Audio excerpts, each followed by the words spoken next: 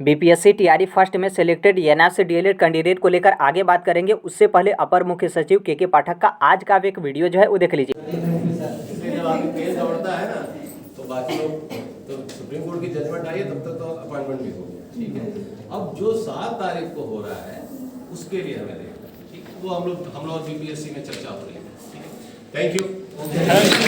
आपने वीडियो जो है वो देखा होगा, जो कि उस वीडियो के माध्यम से के पाठक अपर मुख्य सचिव की तरफ से बोला जा रहा है कि बीपीएससी में आपका सुप्रीम कोर्ट को लेकर काफ़ी ज़्यादा जो है वो चर्चा किया जा रहा है। मतलब एनआर से डीएलएड कैंडिडेट को लेकर चर्चा जो है आपका किया जा रहा है। तो उनके माध्यम से बोला गया कि जैसे मान लीजिए कोई सुप्रीम कोर्ट की तरफ से कोई अपडेट आता है, फिर कोई डिसीजन आता है, उससे पहले यहाँ पर क्या करिए कि आप अपॉइंटमेंट लेटर जो है वो दे दीजिए, मतलब नियुक्ति पत्र जो है वो दे दीजिए। क्योंकि इसी तरीके से जो एनआर से डीएलएड कैंडिडेट है सेम उनके साथ भी इसी तरीके से हुआ है। मतलब जो बीपीएससी टीआरई फर्स्ट में जो आपकी प्राइमरी की वैकेंसी है उसमें जो एनआर से डीएलएड कैंडिडेट हो या फिर कोई भी कैंडिडेट हो, आप लोगों को नियुक्ति पत्र जो है आपका दे दिया गया है। नियुक्ति पत्र देने के बाद यहाँ पर 2 तरीके से कंडीशन है। एक तो आप लोग विद्यालय तो योगदान दोनों कैंडिडेट का लिए। विद्यालय योगदान करने के बाद या तो विद्यालय में आप लोग पढ़ा रहे होंगे या फिर विद्यालय योगदान करने के बाद जो आप लोग का 2 सप्ताह का इंडक्शन ट्रेनिंग है उसमें आप लोग होंगे, जो कि कल आपका इंडक्शन ट्रेनिंग जो है आपका समाप्त हो जाएगा। तो ये दोनों कैंडिडेट हैं, चाहे आप विद्यालय में हो या फिर आप ट्रेनिंग में हो, आप लोग को यहाँ पर किसी भी तरीके का दिक्कत नहीं होगा। क्योंकि आप लोग नियुक्ति पत्र पाने के बाद विद्यालय में योगदान देने के बाद या तो आप विद्यालय में पढ़ा रहे हो या फिर ट्रेनिंग में जो है आप लोग यहाँ पर शामिल है,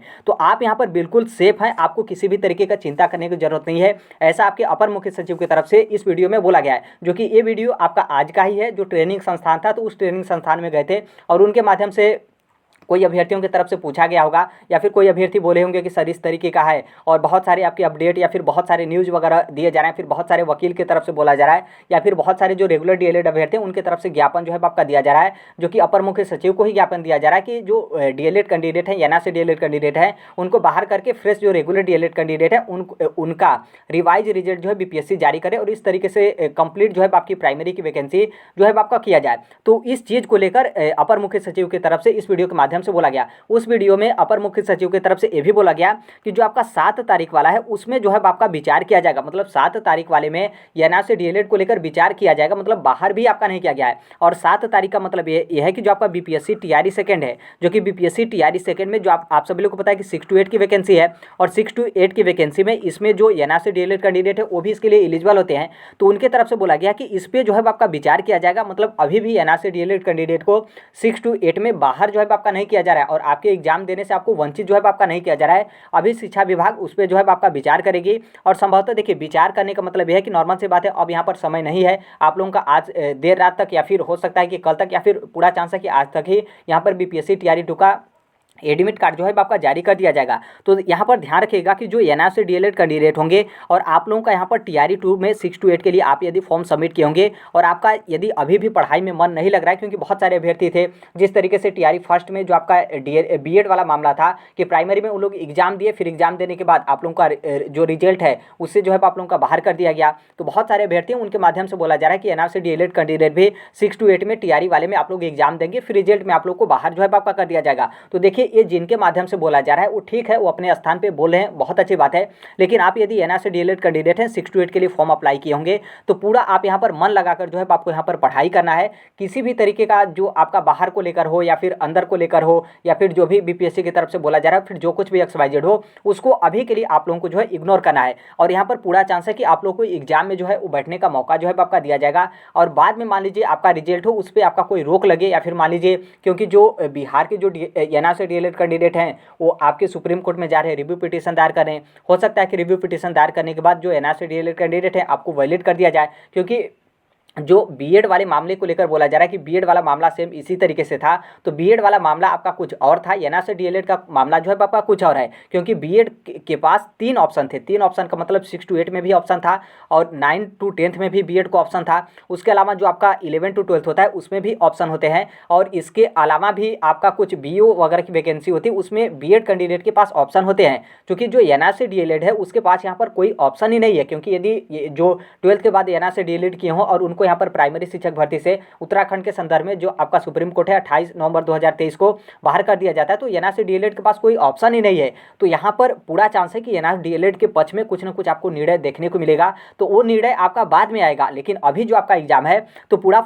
फोकस करिए कि जो आपका 6 to 8 की वैकेंसी है उसमें आप यहाँ पर जो है वो ध्यान दीजिए। और आपको यदि मौका मिलता है कि आप यहाँ पर एग्जाम देने जाइए तो आपको यहाँ पर पूरा अच्छे तरीके से जो है आपको एग्जाम देने जाना है। यदि मान लीजिए बीपीएससी की तरफ से रोक ही लगा दिया जाता है, हालांकि रोक आपका नहीं लगाया जाएगा क्योंकि ये आपका जो निर्णय हुआ है 28 नवंबर 2023 वाला, तो उत्तराखंड के संदर्भ में सुप्रीम कोर्ट का निर्णय है। अभी वो आपका बिहार में आएगा, तब तक आपका यहाँ पर एग्जाम जो है आपका स्टार्ट हो जाएगा। और सुप्रीम कोर्ट का जो निर्णय है उसमें बिहार को आपका मेंशन करके ये नहीं बोला गया कि जो आपका बीपीएससी टीआरई सेकंड की शिक्षक भर्ती उससे आप एनआरसी डीएलएड को बाहर कर दीजिए, या फिर जो आपका नोटिफिकेशन था उसमें कोई एनआरसी डीएलएड को लेकर इस चीज़ का मेंशन नहीं किया गया था कि आपका कोई कोर्ट में आपका केस वगैरह है तो उस कोर्ट केस के बाद कोई निर्णय आता है तो आप लोग को एग्जाम से वंचित किया जाएगा, फिर आप लोग को शिक्षक भर्ती से बाहर जो है आपका कर दिया जाएगा। तो ऐसा कुछ भी एनआरसी डीएलएड के खिलाफ ना ही शिक्षा विभाग के नियमावली में है, ना ही बीपीएससी के नोटिफिकेशन में है, ना ही कोई पटना हाई कोर्ट में कोई कोर्ट केस वगैरह जो है आपका एनआरसी डीएलएड बीपीएससी टीआरई 2 को लेकर है। तो इसलिए जो एनआरसी डीएलएड कैंडिडेट है आप लोग को मौका मिलता है तो आप लोग यहाँ पर पेपर देने जरूर जाएगा। बाकी यदि बाद में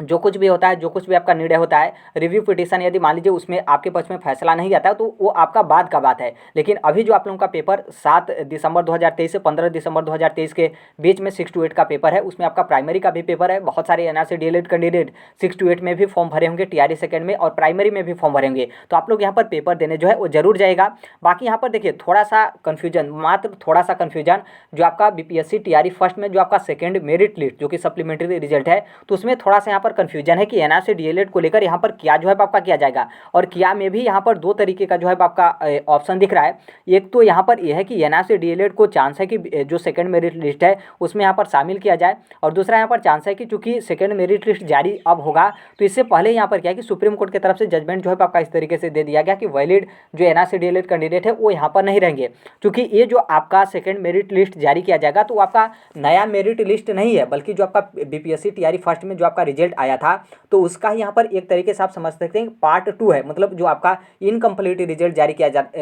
किया गया था तो उसको यहाँ पर कंप्लीट जो है आपका किया गया है। तो एक ही नोटिफिकेशन से या फिर एक ही नियमावली से एक तरफ और एक पार्ट में यहाँ पर क्या किया जा रहा है कि एनआरसी डीएलएड को शामिल किया जा रहा है और दूसरे पार्ट में यहाँ पर एनआरसी डीएलएड कैंडिडेट को बाहर किया जा रहा है। तो ये थोड़ा सा समानता का अधिकार का जो है आपका उल्लंघन हो जाएगा एनआरसी डीएलएड कैंडिडेट को लेकर कि एक एनआरसी डीएलएड कैंडिडेट को कुछ दिन पहले शामिल किया जा रहा है और उसी नोटिफिकेशन, उसी नियमावली और उसी वैकेंसी और उसी पेपर के बेस पे, और दूसरी तरफ यहाँ पर एनआरसी डीएलएड को बाहर जो है आपका किया जा रहा है। तो इसमें आपका बाद में जो है आपका विचार कर लिया जाएगा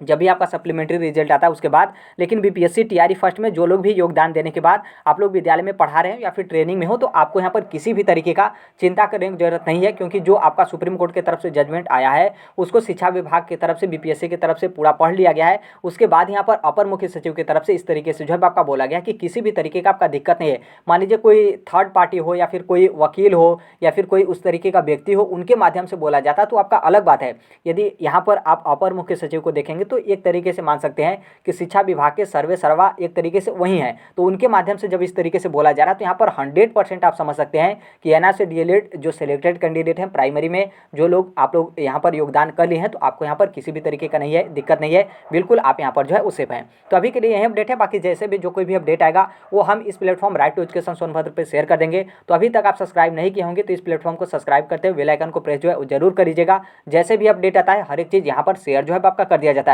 और देखिए यहाँ पर कोई उस तरीके का नहीं रहता है कि किसी के पक्ष में या फिर किसी के विपक्ष में जो है वो शेयर किया जाए। अपर मुख्य सचिव की तरफ से इस तरीके का बोला गया था तो हमने आपको बता दिया। कल आपने देखा होगा कि ज्ञापन अभ्यर्थियों की तरफ से जो रेगुलर डीएलएड अभ्यर्थी हैं उनके तरफ से ज्ञापन जो है आपका अपर मुख्य सचिव और निदेशालय में और जो आपके बीपीएससी के सचिव हैं और बीपीएससी के अध्यक्ष हैं उनको जो है आपको ज्ञापन जो है आपका दिया गया था कि बीपीएससी टीआरई फर्स्ट में जो आपका प्राइमरी का है रिजल्ट उसको रिवाइज करके और उसमें एनआरसी डीएलएड कैंडिडेट को बाहर करके रेगुलर डीएलएड वाले अभ्यर्थियों का रिजल्ट जो है आपका जारी किया जाए। क्योंकि उस नोटिस में हमने बोला था कि अभ्यर्थी हैं वो इस तरीके से करेंगे कि उनका मतलब यहाँ पर कम नंबर है तो उनका यहाँ पर सिलेक्शन जो है आपका हो जाए। बाकी ऐसा नहीं है कि कोई ज्ञापन दे देगा तो यहाँ पर क्या है कि आप लोगों के ज्ञापन के हिसाब से रिजल्ट जो है आपका चेंज हो जाएगा या फिर रिजल्ट आपका फिर से जो है आपका जारी किया जाएगा। बाकी